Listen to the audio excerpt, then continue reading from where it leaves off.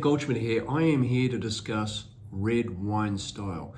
When I think about red wine fruits, I think about raspberry being red fruit and black currant being black fruit. And in between, strawberry, red cherry, boysenberry, blueberry, black cherry, plum, blackberry, black currant as we get cooler.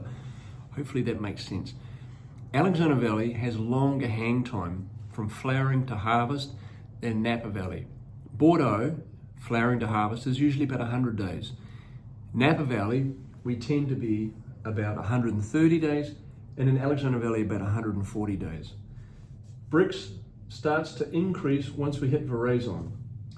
And we also have an increase in flavor, and tannins move from green to dusty to dry to ripe, and where these three things meet is where we want to harvest. Complicated.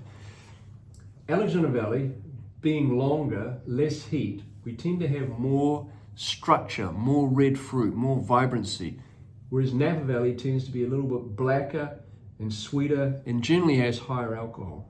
In the Alexander Valley, we can pick a 24 Brix, which will give 14.4 alcohol.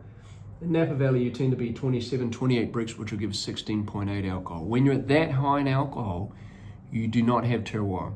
Terroir can only be identified at around about 14.5 alcohol and under.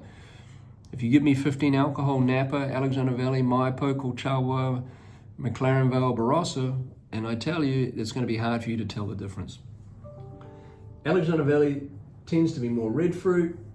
Napa Valley tends to be sweeter, more alcoholic, and more fructose. As the yeast start to die, once we hit about 10 alcohol, the yeast will ferment a little bit of fructose with the glucose. So this is Brix. Glucose and fructose make up Brix. Glucose is easy to ferment, fructose is hard to ferment. As the wine hits about 14.5 alcohol, the yeast are dying very quickly, and so you end up with fructose. So not only is the wine is still dry, but it has fructose, which tastes much sweeter than glucose.